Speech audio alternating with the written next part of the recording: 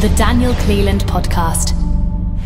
It's funny, people ask me a lot of the time, especially in sort of the capital markets community, like, who's your competition, or what are you doing that's different than your competition is? And I sort of laugh at the competition question, especially for how early we are in the space in North America, is I like not being the only guy running around right now. It's competition means that in terms of regulation change and providing access, what we're doing is working. So I think it's great. I think the sooner we can get rid of this competition conversation and talk about, if what everybody's talking about in terms of the size of the problem that we're trying to solve in mental health and physical health and well-being, it's an astronomical problem with an astronomical number attached to it. Because there's so much potential. There's so much opportunity. Like there's so much room to grow and so much problem to solve that, there's not just one or two, not one or two companies can't do it. There needs to be a greater mobilization in society moving toward this.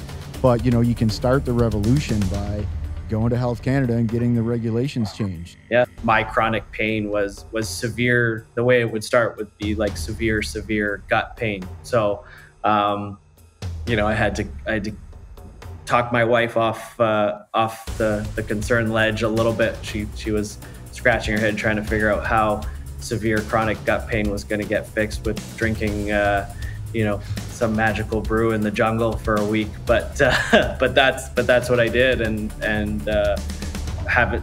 Was really 1 week. I'd never been sick since, and this is something that literally I struggled with every single day my entire life. Welcome to the Daniel Cleland Podcast.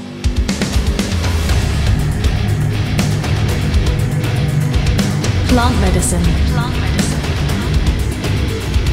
Entrepreneurship. Expat living. The Daniel Cleland Podcast. Welcome to the show, my friends. Today I have an up-and-coming, rising star in the world of entrepreneurship and plant medicines, or if you want to call it plant medicine entrepreneurship, I guess you can say. Payton, man, I don't know how to pronounce your last name. It's Nyquvest. Nyquvest. Tricky one. Payton. Yeah, Nyquvest. I'm like, is it Newquest, or is there some kind of where's that from? It's a Scandinavian name. We don't know exactly where from. My grandpa was a war orphan, so we're still trying to track down where he's actually from, but somewhere north and cold. So on the other side of the planet. You're one of those entrepreneurs who's got a tragic family history, so you got a chip on your shoulder and you've got to prove yourself. That's right. Good stuff. Well, let's I guess just to mention quickly, you are the founder of Numinous, what is Numinous? Yeah, so essentially Numinous is our focus is really to provide the infrastructure for evidence-based psychedelic-assisted psychotherapy, founded out of Vancouver, Canada, and really, focusing on how we can help create and work with, these different research organizations and nonprofits to be able to provide access for people who need access to these therapies really in their backyard. So specifically MDMA, and I thought I saw something about Psilocybin that you're also... Yeah. So the big focuses are MDMA, Psilocybin, and ketamine. Not restricted to. We have a licensed facility in just outside of Vancouver, and our license gives us the ability to work with a number of different psychedelics, including MDMA, Psilocybin, mescaline, DMT. Wow. And so not really focusing on one particular medicine, but especially seeing with a lot of the regulation change that we're seeing in Canada, MDMA and psilocybin definitely at the forefront of what we're looking to support. That is incredible. That's something that I never thought I would see in my life. That makes two of us. People, it was interesting, started Numinous about 2.5 years ago, and people, now seeing how quickly this space is moving in Canada, people were asking me, how I was feeling about, all this, and must feel good. And, I started off by saying I feel less crazy than I did a couple of years ago when I started. And I don't know if that's accurate. I think I still feel crazy, but at least my craziness is feeling a little validated anyways. So, well, I mean, that's a short amount of time. So we actually met in the Aubrey Marcus Fit for Service mastermind 2.5 years ago when you were just getting started here. I already was kind of rolling with Soltara. I think maybe we were open for about a year at that point. So we were both kind of, struggling to get off the ground and get our game on point there. And then we hung out in that Fit for Service mastermind for a year. Did you actually finish that year? I missed a few of the retreats, only because really just got super busy with what we were doing. But Makes two of us. Yeah. But was in sort of the program throughout the whole thing. But yeah, I missed a couple of the retreats, which I kicked myself a little bit about, because I think there was a lot of good things that came out of that. But obviously, just it's interesting to see the path that the people who were in that group have sort of gone on, and I've kept in touch with quite a few of them, and yeah, cool to see the evolution of that. So how has your journey been in the past 2.5 years? First off, what got you into this?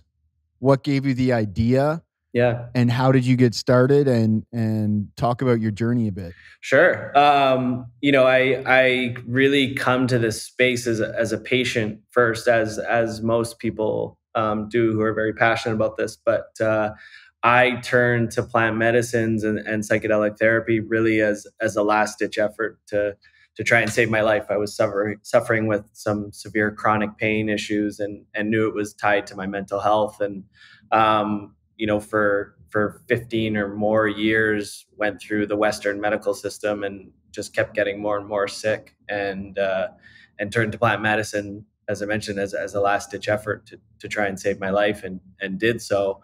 And came out of that experience really just, trying to figure out a way that I could give back to something that saved my life. I never intended on quitting my job and doing this full time. But, the more I was talking to, at the time, was really only not-for-profit groups in North America that were doing any of the work. And just realized there was a lot more than philanthropy that I could do to support. And, I have a finance background by trade, and I know how hard it is to raise money, especially not-for-profit money, to try and get this done. And, sustainability and scalability, a big factor of that is financial sustainability and scalability as well. And if we're talking about, broad access, you've got to be able to build that model that, therapists should be able to be compensated and get paid for what they're doing. And so that entire framework needed to be set up. And you just saw this huge gap between these amazing research numbers that were getting put out and the other side of it, which is, okay, what does this look like in real life? And so for us, that was really it, was to try and help bridge the gap. Yeah. Well, man, you've done a hell of a job. So you built out your business plan. Mm-hmm. So I want to dig into your experience in finance, because you mentioned to me that you worked for a private equity company. So I'm interested in kind of going in two directions with this conversation. One is, going technical on the medicine and Numinous, and the other one is providing advice for entrepreneurs who there's probably, I know for a fact there are entrepreneurs, young up and coming entrepreneurs that want to get into this space, but it's like you said, it's a hell of a difficult time to raise money. Yeah. So at what point did you actually start looking for money? Like, how much of this did you just do yourself right at the beginning? Yeah, good question. For the first, really, I would say the first year and a half, I funded it myself. And we went out and did our first official fundraise about a year ago. Since then, we've raised about 40 million Canadian, maybe a little bit. 40 million. Yeah.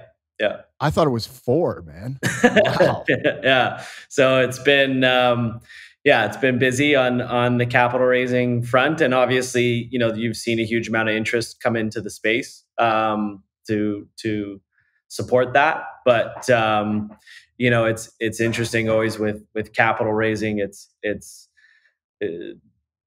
when it's good, it's great. And when it's bad, it's awful. And there's not a whole lot of in between. And so, for the first little bit, as I said, it was bootstrapping it myself, which, gets pretty stressful. And you're wondering when that revolving door is going to stop and get some support to come in. And so let's dig into that a little bit. Yeah. So you were working, you had a full-time job at this private capital firm. Yep. Yeah. So I was at a brokerage firm called Mackey Research, and I was a broker there, and I ran their Vancouver office.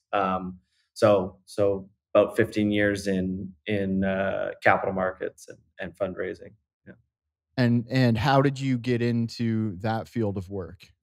I naively got into the finance business thinking that was going to be my way to help people. I always had a strong call to service. I grew up in a family that was involved in the finance business and watched, how much of a people business that was. And so I thought that was going to be my call to service was, try and make people more money and give them more financial freedom.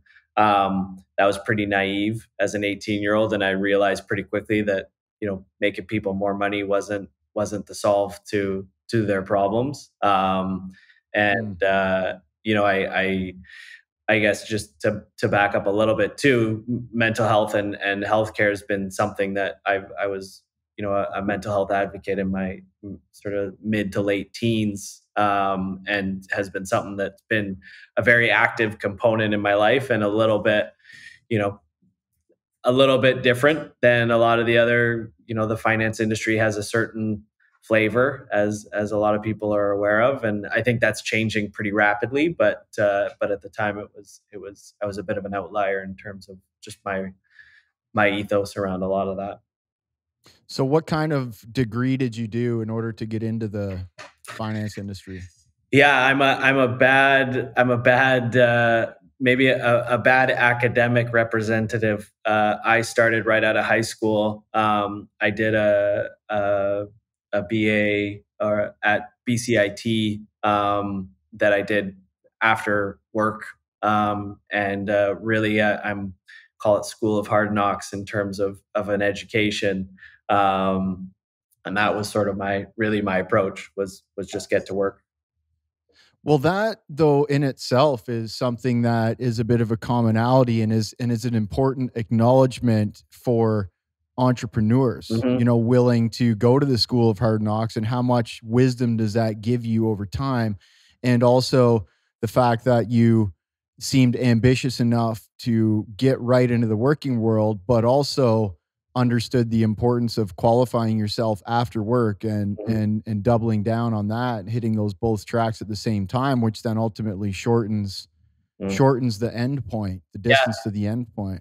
Yeah, well, exactly. And you know, obviously, you know, we also live in a day and age where information is hugely accessible, and educating yourself is hugely accessible. And yeah, I think, you know, for our generation, it's, you know, work ethic and will and ambition and those types of things are hugely important. I used to run a rookie training program at the brokerage firm, and you know, would always be it'd be a fairly popular thing that young people were trying to get involved with. And I would say would usually fill up with 70%, you know, kids with big degrees and lots of money spent in schooling, and 30% young, hungry, ambitious, and I would say 90% of the time, the guys that were left were out of that 30% pool. And Well, I wonder how representative that is for just the world of business yeah, in general, yeah, right? Is it your qualifications that make you successful, or is it your drive, your willingness to go to the next level, your ability to solve problems hmm and just hmm carry on basically and have grit and carry on? yeah. I completely agree. Completely agree. So you get straight into the finance industry, you do your qualification. So you're probably working like a rookie level job, Yep. like entry level job right out of high school, putting in your time, upgrading your educational qualifications along the way. How long did that take you to finish your degree? It was about a 4.5 year process. You know, again, doing it after work and things like that. I actually lived. I probably didn't leave 3 blocks for like 4 years. My school. I had an apartment that was right. Our office was the brokerage firm that I was working at. It was literally one block was the brokerage firm, the next block was my apartment, and the next block was the school I was going to. So it was efficient in terms of travel and keeping me pretty focused. Well, how much of that is relevant to investors when they read your profile and when they see that on your profile and they see this guy's switched on, this Yeah. guy's a go-getter, this guy's willing to put the time in and not leave his three block radius for a few years in Mhm. order to get the job done. Well, and that, you know, I think that comes down to, at least for me, when I'm looking at investments or things like that, you know, who's driving it and what's driving them, right? And what have they done Huh. previously in terms of experience? I'm not interested in, but you know, yes, it's great to have schooling and have an education, but what have you done with that education? And where have you applied yourself? I think is you know, really important. So you put your time in, you up your qualifications, you start working full time in the financial industry, same company the whole time? No, I was at a brokerage firm called Canaccord Capital or Canaccord Genuity when I left, for about 6 years, and then left there and was a part of a group that bought a control position of a smaller independent brokerage firm. We're there for about 3 years, and then we sold that firm to Mackey Research, and then I ran Mackey's Vancouver office, and I was a director of the Across Canada firm. So you moved up pretty quickly to managerial and decision making positions. hmm hmm And roughly like how many businesses did you work with along the way, funding and managing and advising? I mean, funded I, somewhere in the hundreds of companies. You know, a lot of what my business was funding junior companies, junior startup. You know, in Vancouver's a bit of a hub for raising startup capital. So that was a lot of what we were doing was helping companies get launched, and supporting new industry.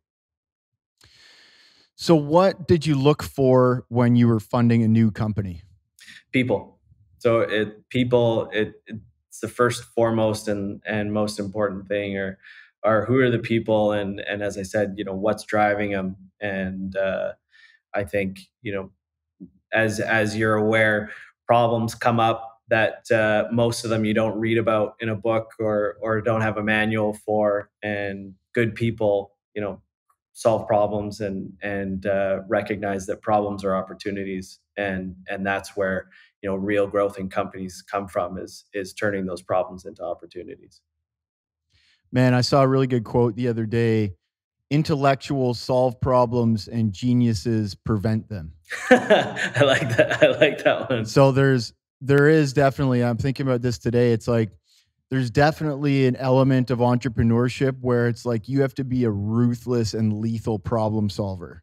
Like a problem comes up and you've got to destroy it. Like you have to crush that problem and make it go away. But on the other hand, you have to constantly be aware of what's going on in your surroundings and anticipate and predict outcomes so that you're avoiding problems to begin with, because it's so much easier to just avoid a problem than to try to, put out fires all the time. Totally. Well, yeah. What's the necessary risk? And what risks are, risk management, but also again, risk opportunity, right? If you're looking at a problem, and if you can take a look at that and go, okay, as a company, is this problem representative of my clients or the group that I'm looking to address? And if that's the case, then how can what I'm creating as a company solve this for people, or create a solution, for this for people?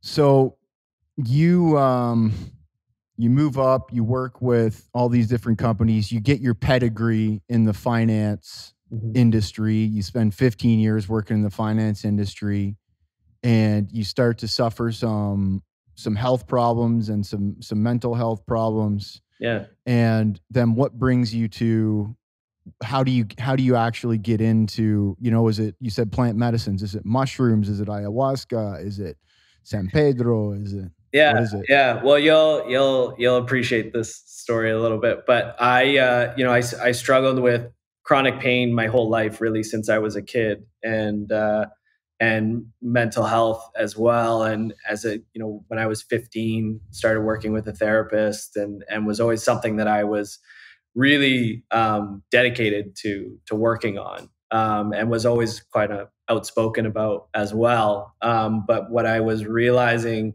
no matter how much I was trying to alleviate these issues that I was having, they were continuing to get worse, and they seemed to be directly paralleled with my professional success. The more success I was having, the sicker I was getting, which was interesting. I mean, the most successful week of my whole life, I spent the whole week in the hospital, and I remember laying in the hospital bed and saying, like, if this is what success looks like, then I'll go dig holes for a living, because this isn't worth it. But was it stress? It was for sure. That was a big part of it. I think stress, again, just talking about my professional career, service has always been really important to me, and doing things that help people or make an impact for people was important to me. And the realization more and more that what I was doing was maybe not totally aligned with that, was a part of it. And so I'd researched psychedelics for like a year and a half. I'd never actually taken a psychedelic before, but I decided to go more to the deep end of the pool, and I booked a flight to go do ayahuasca while I was in the hospital. Actually, got out of the hospital, packed my bags, got on a plane, and went and did ayahuasca. And my chronic pain was severe. The way it would start would be like severe gut pain. So, I had to talk my wife off the concern ledge a little bit. She was scratching her head trying to figure out how severe chronic gut pain was going to get fixed with drinking some magical brew in the jungle for a week. But that's what I did, and have it was really 1 week. I'd never been sick since, and this is something that literally I struggled with every single day my entire life. 1 week, and it totally healed your gut pain. Yep. That's incredible. Yeah. That's incredible. Yeah. Was really hard hard to comprehend, really. It was such a, as I said, it's been the ethos for why, getting involved in this space. But yeah, pretty incredible. So then you have this life and health changing experience with ayahuasca. Mm-hmm. Then where do you go from there? Yeah. So, it was interesting. And as you you go through these experiences. We did 4 ceremonies in a row, and I go through, this really life-changing, and I didn't go watch the universe get built and fly around on a unicorn or any of that kind of stuff. It was a very just physical experience for me. But as I said, first time I'd had relief from my physical issues in my whole life. And, but I got a strong message, in my last ceremony, which was really like ayahuasca showed up and just said, this is too important for you to be involved with fucking up. So leave it alone. So I got this really stern, sort of bug off from ayahuasca.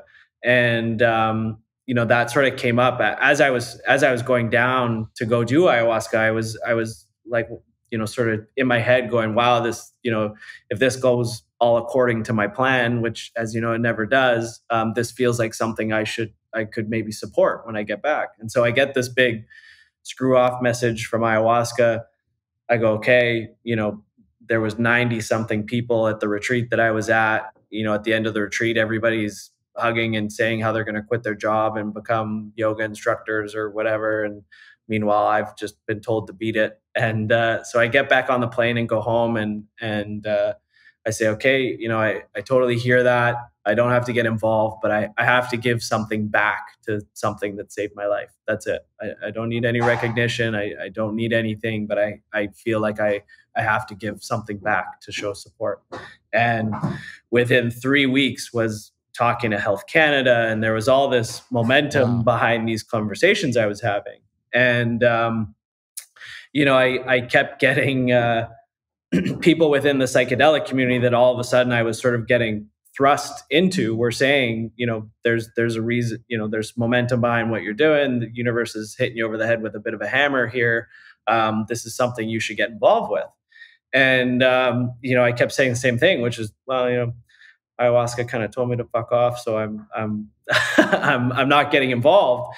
And they kept saying, no, like this is happening. And so I did really the only thing that I felt was the right thing to do, and I booked another flight and went back down to talk to ayahuasca again 2 months later, and did that, and got all these messages about, now you understand the level of integrity and how this needs to be walked with, and so good lessons, and you're sort of ready to move forward and get more involved. And it was the last night, and on the last night where I went, there's a bit of a crew change. So half of the 90 something people leave, and the first half of the new 90 something people show up. And my wife came down with me the second time, and we were walking to dinner, and I said to her, I don't know why, but I feel called to reach out to Gabor Mate. I've never met him before, but I know who he is, and for some reason that's coming up. And my wife's used to me saying crazy things like that, so she sort of nodded, and we went to dinner, and got to dinner, and Gabor Mate's daughter was sitting beside me at the dinner table. And Hannah, yeah, and she had just come down, and so I said, okay, sort of got the message that we're probably good here. And Hannah and I had a great conversation. We never really once talked about her dad. And I got home, and she sent me an email saying, you should probably meet with my dad. And I said, yeah, probably. And Gabor and I met, and Gabor was really one of the first big supporters that I had, that was really backing a lot of what I was sort of talking about and trying to support. That's great. I mean, it seems like our community is somewhat overlapping. Mm-hmm. You've got Gabor, you've got Dennis on your board of advisors, mm-hmm. right?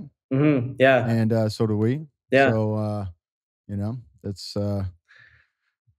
pretty fortunate for us to have Absolutely. such legendary guys want to participate and actually give their kind of stamp of approval. That, we believe in what you're doing. Yeah, well, and especially legendary. integrity led people like that as well, who have just the amount of experience. And I think, we've talked about this before, but I think what's really exciting about this space as well is it seems the integrity seems to not be getting lost in terms of rolling this out. There's always going to be opportunists that come to where opportunity is, but from what I've seen, which has been really encouraging, is the integrity is there, and people are doing this for the right reasons from what I've seen.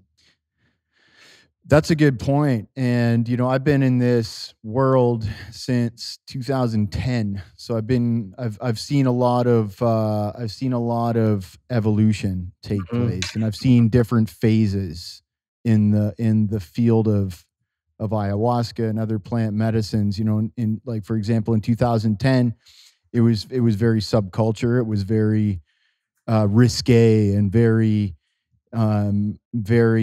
not mainstream. It was not accepted by the mainstream. It was still portrayed in Hollywood videos and on the media as this crazy psychedelic brew that makes you vomit and purge your demons in the jungle, and people die sometimes. It can kill you, So there was that whole kind of, does it actually kill you moment where everybody's like, it's dangerous, you can die, whatever. Right. And then over time, it changed a lot. Iquitos was this big hot spot in Peru, right? And everybody was flocking to Iquitos, and all these centers were popping up. And then you had this weird competition between centers and between shamans. And you got to this point where there were a lot of charlatans at play. Yeah. It was big business, and it was like the Wild West, and there was a lot of charlatans that were popping up centers and claiming to be shamans and claiming to be healers. And there were just a lot of like jungle tour guides who maybe didn't have the, the integrity beckoned by such a powerful medicine.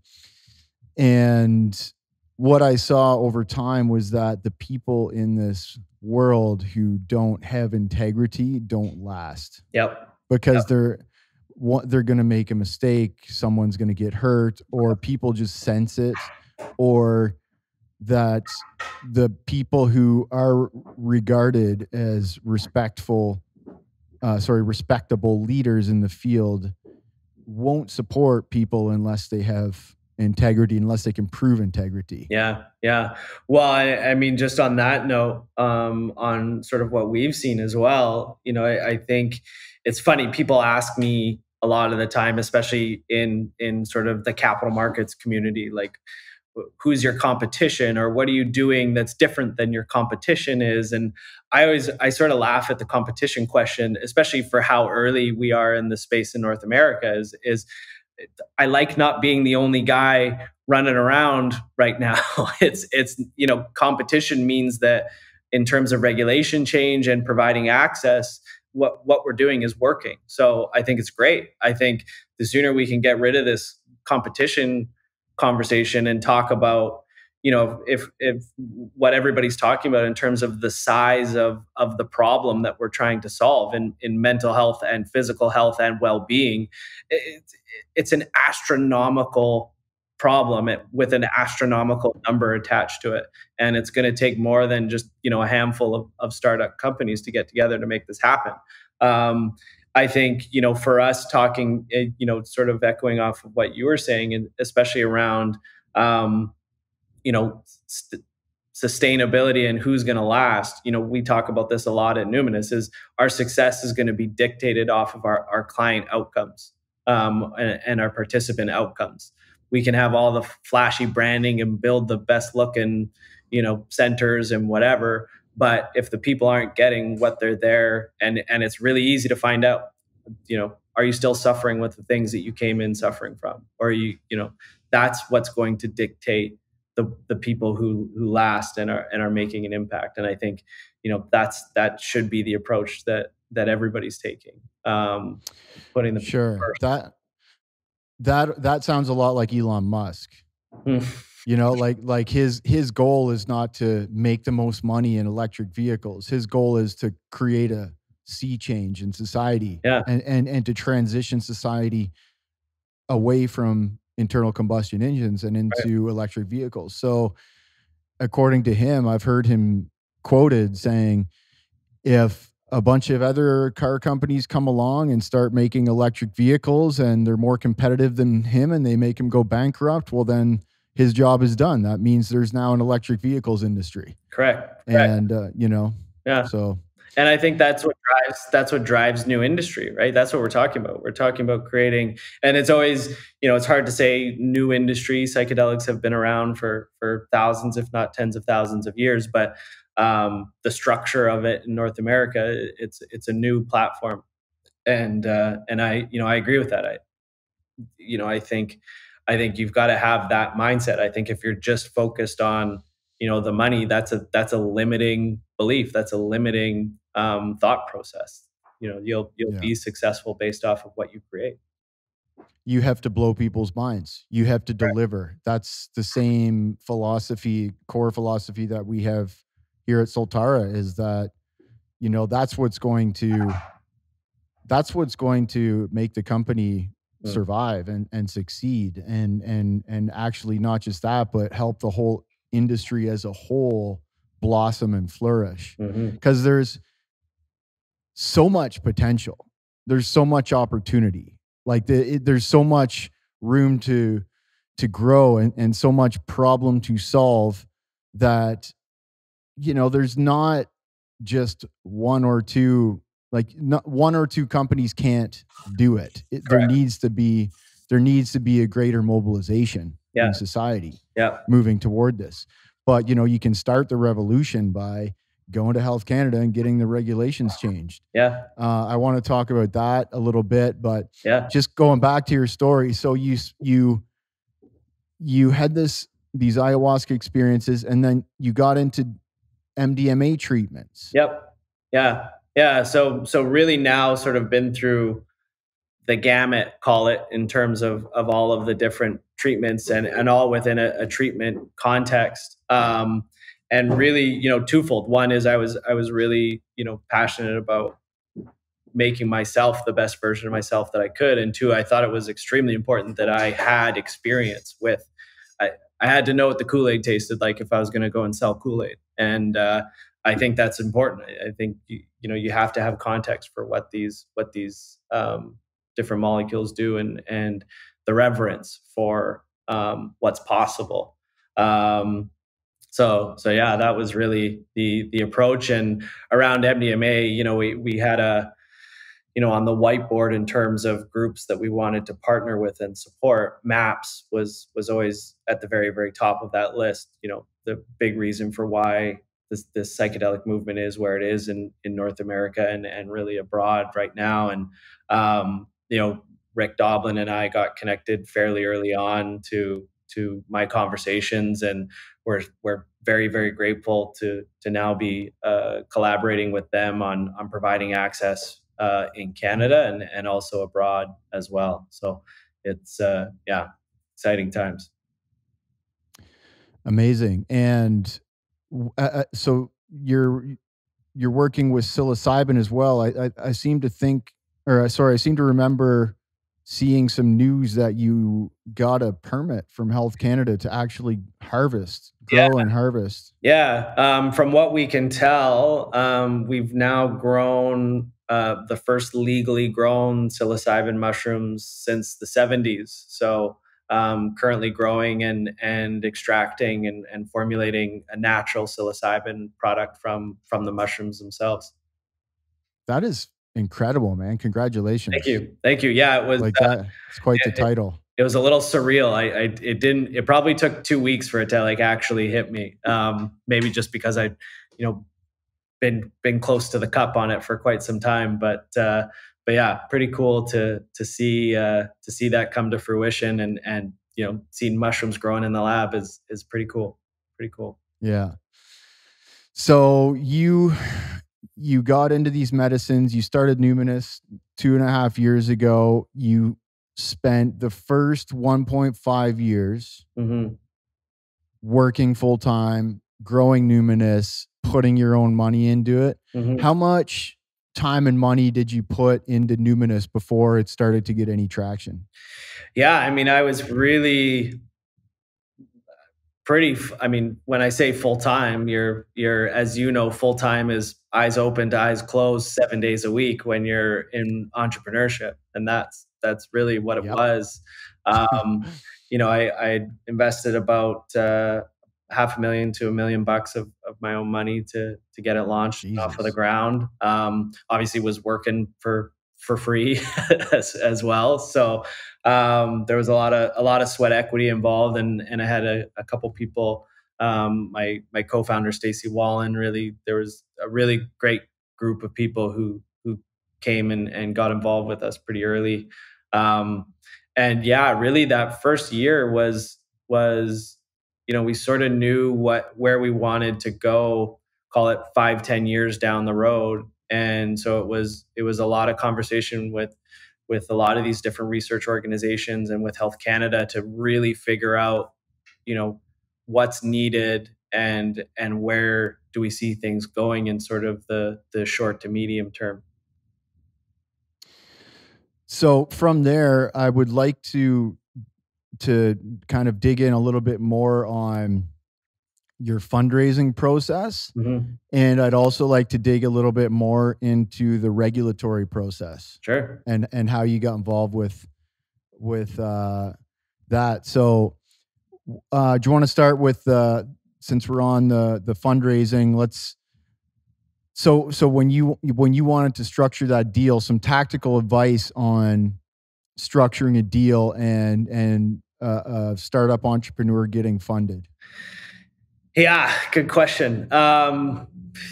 It's you have to be able to, obviously, from a personal standpoint, again, I was funding it, but was seeing, where I could go to and where, that musical chairs would stop, and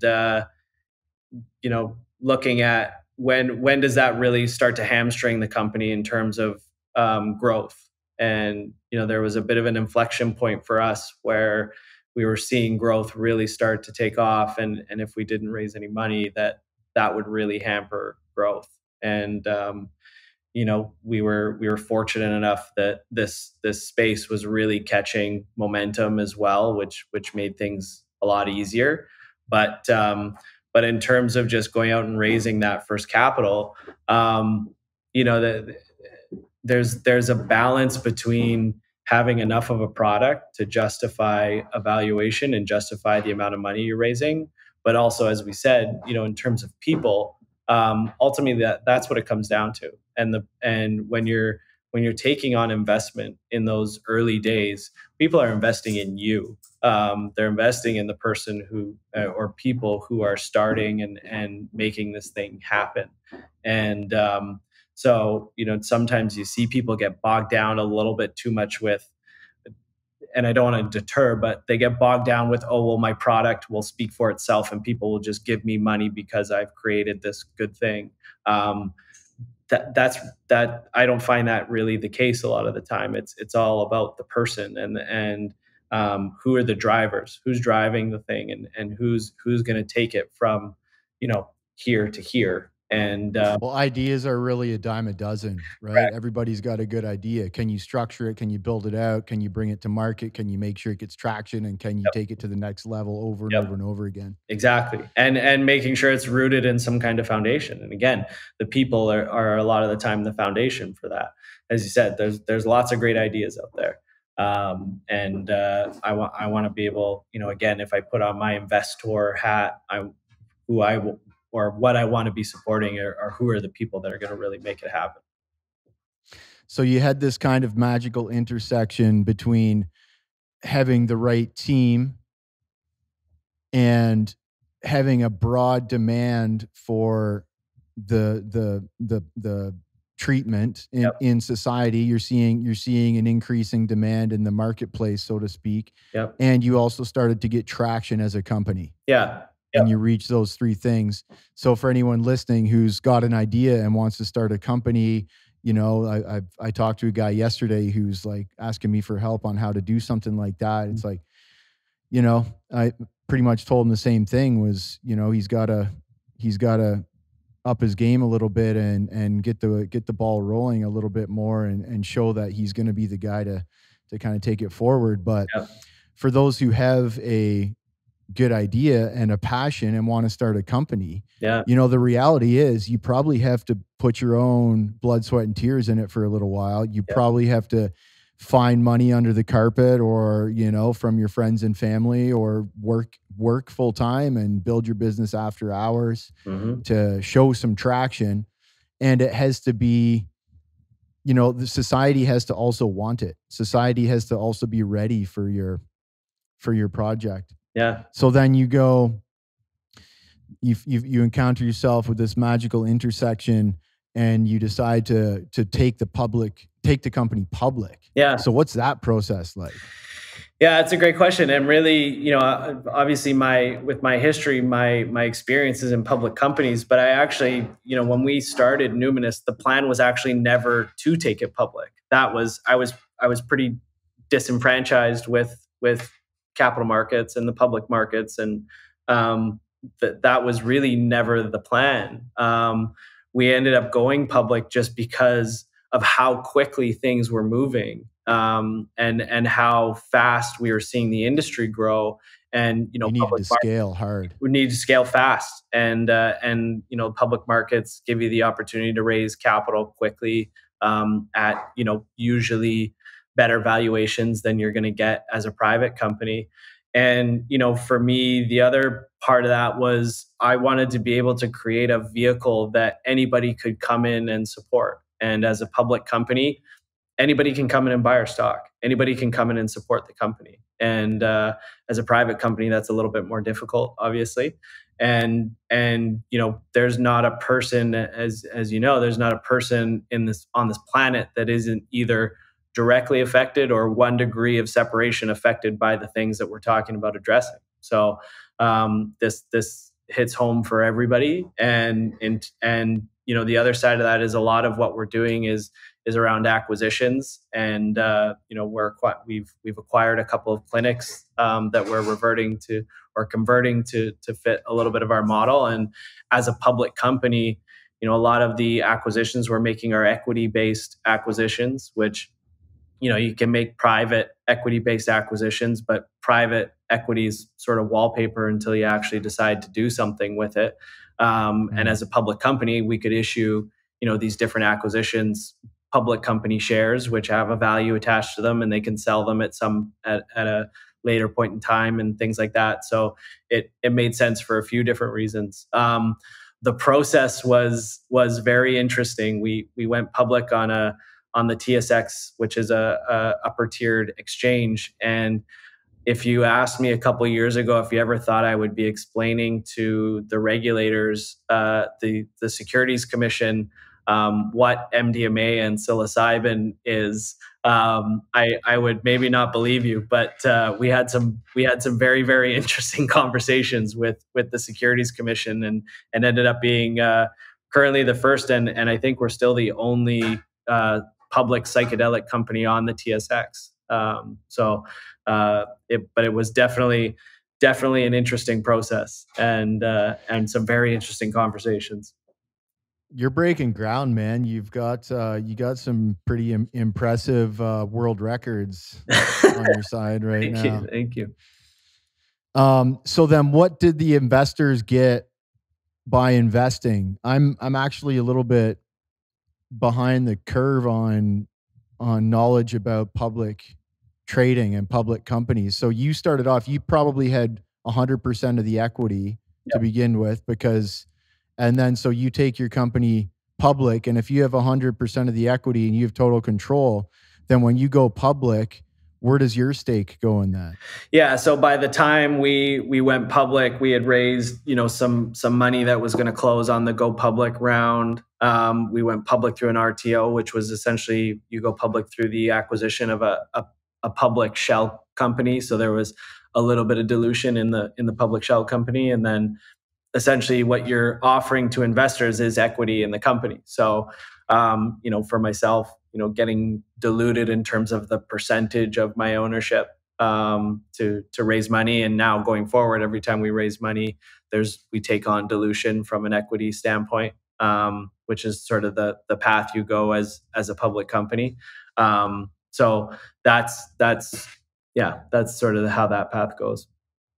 Are you offering voting shares or non-voting shares? Yeah, so as a public company, these are a part of shares that get to vote. But obviously now, with a higher market cap and the value of those shares, really that's the other side of, or I think the benefit of what we're doing in terms of going public is full disclosure. We have to, you can look under our hood 7 days a week. We have to make public filings. We have to disclose everything we're doing, which I think is a huge opportunity for us, because right now people are really trying to understand. It's funny, we still have so many people that reach out that are hugely supportive of the space, but have no idea they think they're going to come buy mushrooms from like our mushroom dispensary, or something like that. They're still learning about the therapeutic container and things like that. So there's a lot of education still, but the support is huge. How are you on time? Do you? Yeah, I'm good. Yeah. Okay. Yeah. Fine. So, one last entrepreneurial question: how do you value a company? How do you make an accurate valuation of a company? Yeah, that's a good question, and especially in the public market. So we have about a $150-200 million valuation right now, based off of our stock price and our shares outstanding. So valuations are always a little bit tricky in the private sector. Usually you've got your fundamentals, you're basing it off of revenue, or depending on what the company is that you're investing in. But I usually, again, I go back to what's the size of the thing that you're looking to address. What's the potential of the problem that you're trying to solve as a company? Where are you at in that? Debt, things like that. How much money are you going to need?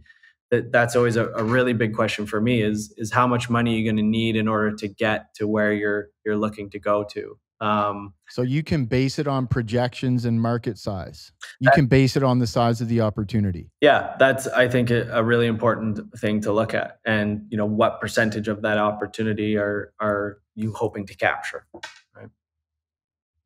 So it's not just what's your history and then projecting that outward. It can be imagined. I want to invest in. I want to believe in the big growth opportunity. A lot of the time people are investing, especially as a startup, they're not investing in you based off of where you are today. They're investing in you based off of where they think you're going to go in the future. That's awesome. Yeah. That's a great confirmation coming from a financial professional like yourself. So let's talk about the regulatory process in Canada, and how that was to get through. Yeah. I mean, it's ever evolving, and again, for us, we were really fortunate to have some of the people get involved with our Chief Medical Officer, Dr. Evan Wood, has been really at the forefront of a lot of not only high quality research, but drug policy change in Canada over the last 10 to 15 years. So, I think the huge benefit that we have in Canada, and why you've seen Canada really go from being a little bit behind the ball with psychedelics to all of a sudden really being at the forefront, is, we have a different sort of process in terms of drug policy change. In the US, they've got the FDA. You're going to spend $100 to a couple $100 million on taking a drug through the FDA approval process. And it's sort of a business. And once you've done that, then you get your DIN number and you can start offering the drug. In Canada, there's a lot of different levers that you can pull before having to go through research. And a lot of it is public policy or PR based, public relations based. And so in Canada, you've seen this huge change. Obviously cannabis sort of put a crack in the dam and open people up to just the fact that drug policy change is possible, and a real thing. And so in Canada, what we've seen, there was we have a program called the Section 56 program in Canada, which is essentially Health Canada granting access to individuals on an individual basis the use of a certain drug or therapy. And psilocybin, now we've seen, I don't know how many people we're up to now, but a good amount of people who have individually been granted access for the use of psilocybin for end-of-life anxiety, as well as a few people now for depression. But what we also have in Canada is what's called the Special Access Drug Program. And the Special Access Drug Program essentially opens up access for unlimited amount of Canadians to get access to different drugs or therapies before they've finished going through the clinical trial process. And our team had presented Health Canada with a briefing note a couple of months ago, giving their suggestion on what should be changed. Psychedelics had been removed from being able to be in the Special Access Drug Program when they were scheduled in Canada. And Health Canada made an announcement, which they allowed us to co-release with them towards the end of last year, announcing that they're going to change the Special Access Drug Program to include MDMA and psilocybin. So now what that looks like is a 60-day comment period. And after that 60 days, essentially the rollout and implementation of that. So, and within the next 60 days, you could see a legally supported marketplace for MDMA and psilocybin therapy in Canada. Wow. Yeah. Wow. Yeah. So it's... And where does ayahuasca fit in that? Well, that's a very good question, and it's something we've seen. So our lab is licensed to do a lot of analytical testing on, as I mentioned, DMT, and so we've had a lot of people reach out around ayahuasca in particular, and just what looking to start doing research. And Health Canada, a big thing that drills down to in Health Canada is quality assurance and sort of a drug DIN number, which quality assurance can be a little hard with ayahuasca, as we know. You have to drink it to know how good it is. That's right. So it's hard to create a signed off consistency to be able to get through Health Canada. But you're seeing the research happen, and there's been a lot of groups that have gone different routes, whether that's the religious exemption route and things like that in Canada.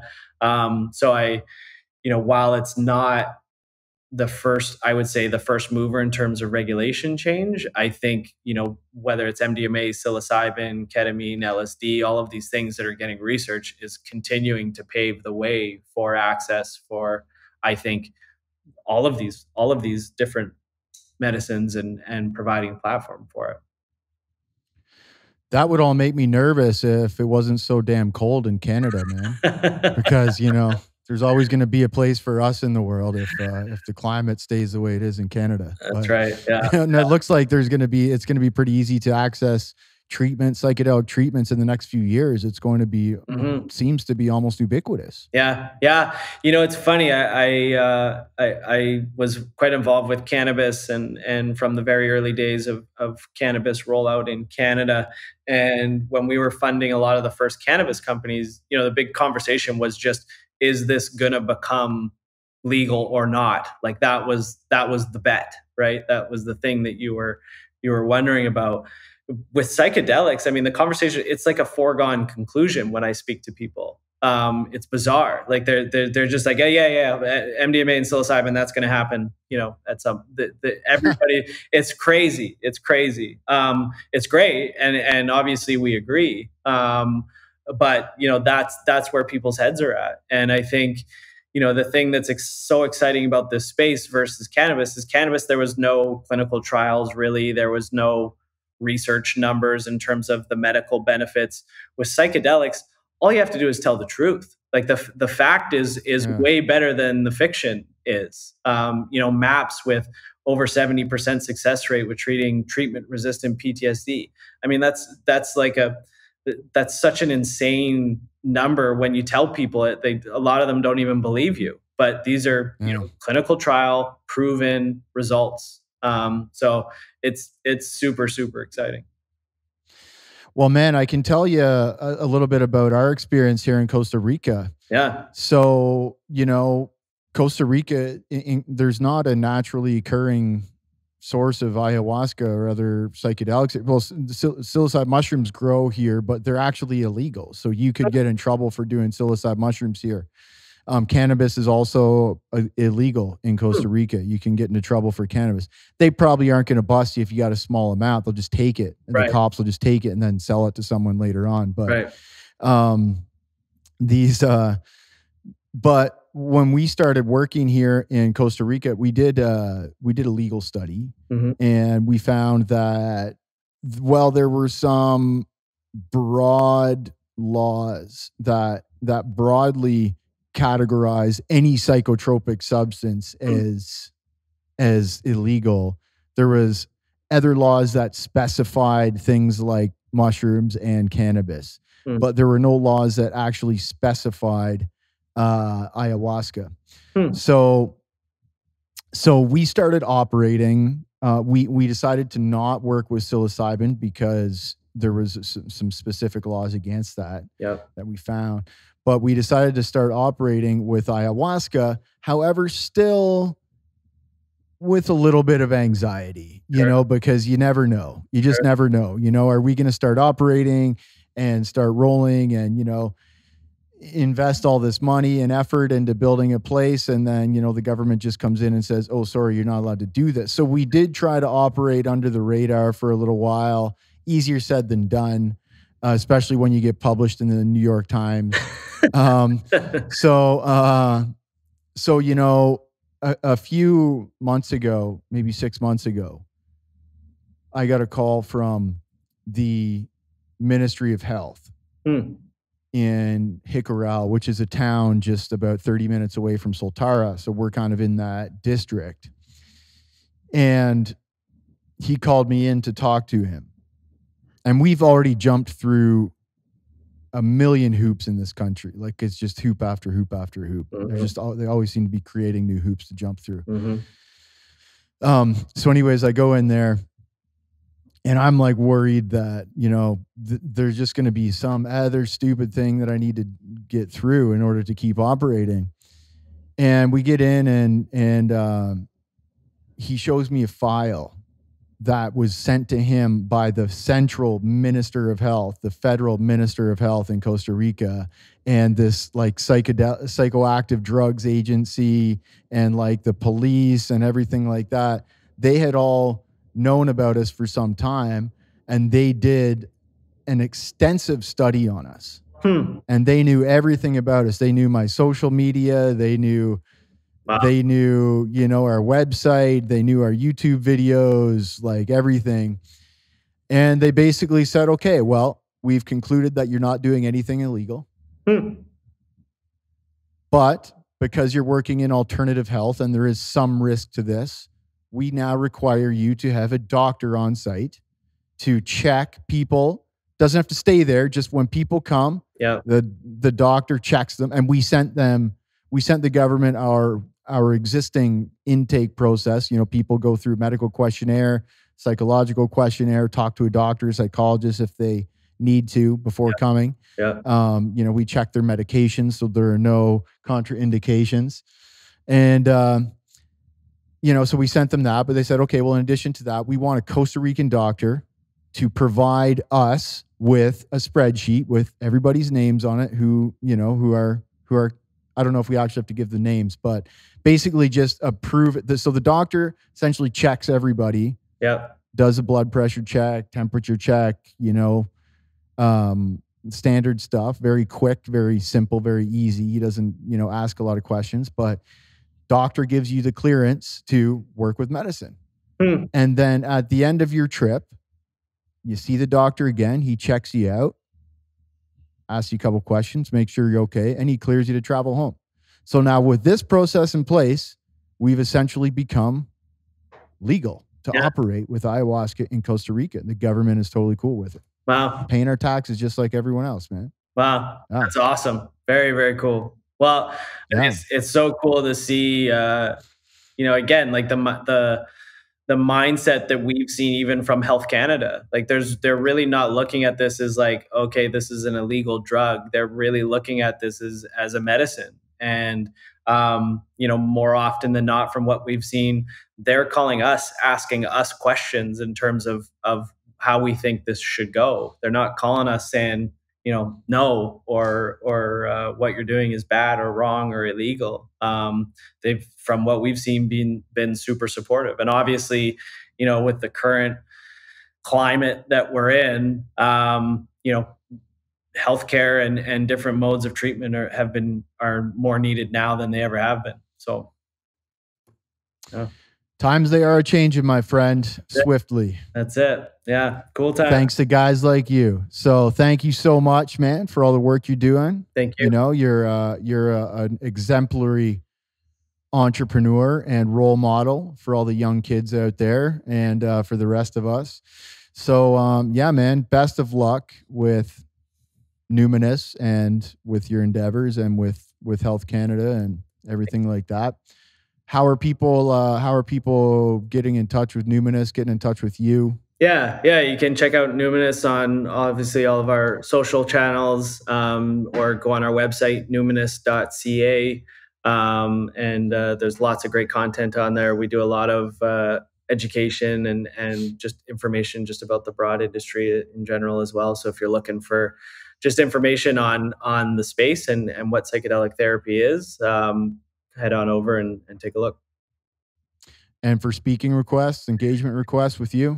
Yeah, with me, just on our website, we've got a page there where you can put in requests through there or reach out to me on all my social, Payton Nyquvest, on Instagram, Twitter, LinkedIn, all that nonsense, whatever the latest and greatest is of the day. Sure. Cool, man. Well, hey, man, thank you so much for making the time. Really enjoyed talking to you. I think it was a loaded conversation with a lot of fantastic wisdom and knowledge and information. So much love to you. And thank you so much again for all your work, brother. Likewise. Thanks, brother. Appreciate it. The Daniel Cleland Podcast. Thank you so much, my friends, for checking out the Daniel Cleland Podcast. We love you and appreciate you. If you liked what you saw, please like, subscribe, share it up with your friends and loved ones who might benefit from these episodes. And if you'd like to check out more episodes, we've got some links conveniently placed over there. So check it out, share it up. And until next time, be well. Much love to you. Thank you so much.